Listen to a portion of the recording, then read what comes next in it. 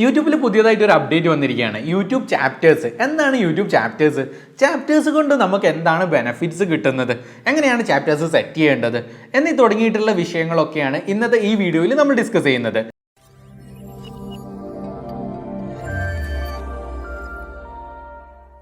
യൂട്യൂബിൽ പുതിയ വന്നിട്ടുള്ള അപ്ഡേറ്റ് ആണല്ലോ യൂട്യൂബ് ചാപ്റ്റേഴ്സ്.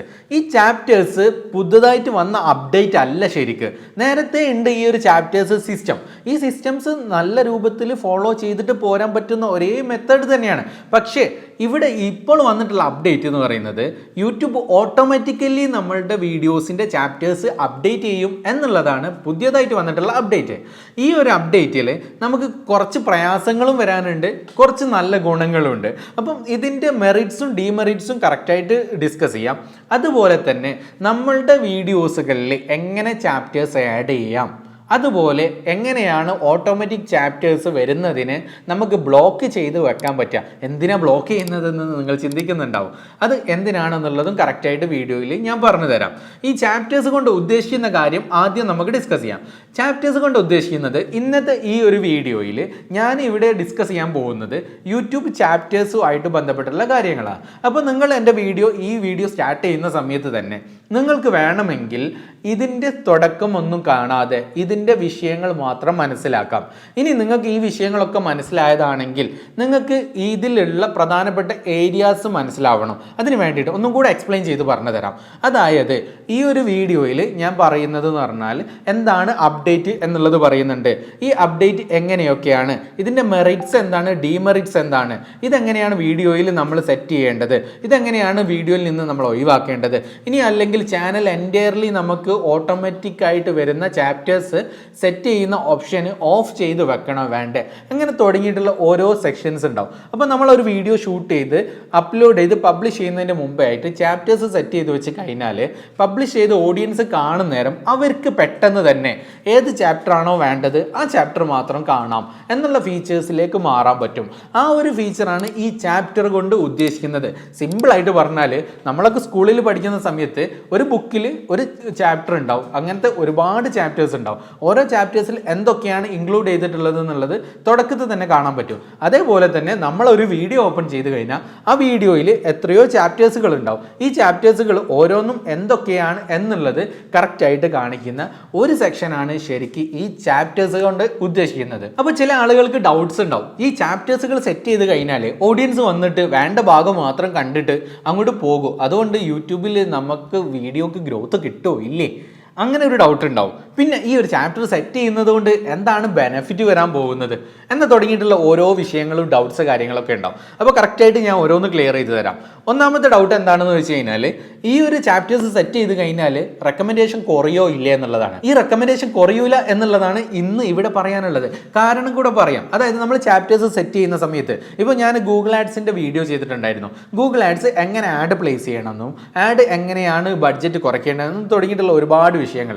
അപ്പോൾ നമ്മൾ അതിൻ്റെ ടൈറ്റിലായിട്ട് കൊടുക്കുന്നത് എങ്ങനെയാണ്, ഗൂഗിൾ ആഡ്സിൽ ആഡ് പ്ലേസ് ചെയ്യുക എന്ന വിഷയത്തെക്കുറിച്ച് ജസ്റ്റ് ഒരു ഏരിയ മാത്രമാണ് നമ്മൾ ടൈറ്റിലായിട്ട് കൊടുക്കുന്നത്. പക്ഷേ ചാപ്റ്റേഴ്സിൽ നമ്മൾ ഡീറ്റെയിൽ ആയിട്ട് കൊടുക്കുന്ന സമയത്ത് ഓഡിയൻസ് സെർച്ച് ചെയ്യാണ്.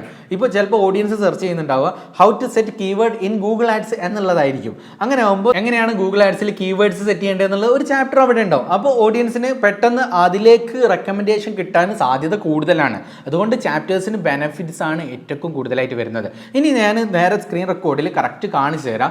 നമ്മളുടെ ചാനലിൽ എൻറ്റയർലി ഈ ഒരു ചാപ്റ്റേഴ്സ് സെക്ഷൻ തന്നെ എങ്ങനെ ഓഫ് ചെയ്ത് വെക്കാം എന്നുള്ളത് ആദ്യത്തിൽ നമുക്ക് യൂട്യൂബ് സ്റ്റുഡിയോ ഓപ്പൺ ചെയ്യാം. ഇനി യൂട്യൂബ് സ്റ്റുഡിയോ ഡെസ്ക്ടോപ്പ് സൈറ്റ് വെച്ചിട്ട് ഓപ്പൺ ചെയ്യേണ്ടത് എങ്ങനെയാണെന്നുള്ളത് കറക്റ്റായിട്ട് ഞാൻ സ്ക്രീൻ റെക്കോർഡ് മൊബൈലിൽ ഓപ്പൺ ചെയ്യേണ്ടത് കറക്റ്റ് ഞാൻ കാണിച്ചു തരാം. അതുപോലെ നിങ്ങൾ ചെയ്തിട്ട് പിന്നെ ഈ പ്രൊസീജിയേഴ്സിലേക്ക് നീങ്ങിയാൽ മതി. എന്നിട്ട് യൂട്യൂബ് സ്റ്റുഡിയോയിൽ താഴെ സെറ്റിംഗ്സ് ഓപ്പൺ ചെയ്യാം.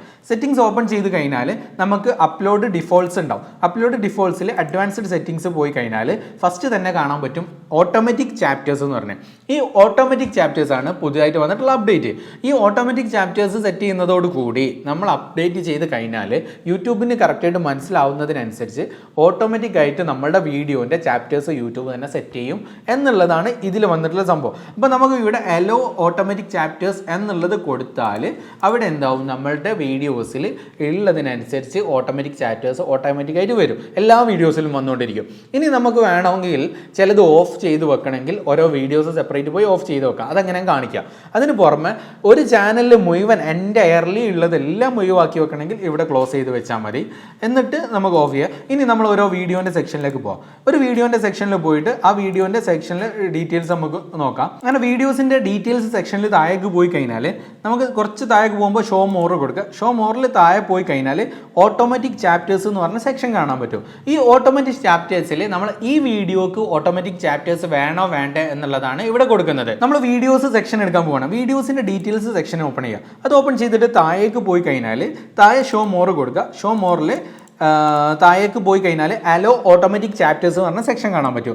ഇത് നമ്മൾ ഇവിടെ അലോ കൊടുത്തു കഴിഞ്ഞാൽ ഈ ഒരു വീഡിയോയിൽ ചാപ്റ്റേഴ്സ് ഓട്ടോമാറ്റിക്കായിട്ട് അലോ ആയി വരാൻ വേണ്ടിയിട്ടാണ്. അപ്പോൾ ഇവിടെ വേണമെങ്കിൽ നമുക്ക് ഓഫ് ചെയ്ത് വെക്കാം. ഇത് ഓഫ് ചെയ്ത് വെച്ചാൽ ഈ വീഡിയോയിൽ വേണ്ട എന്നുള്ളതാണ് ആ ഒരു സെക്ഷൻ വരുന്നത്.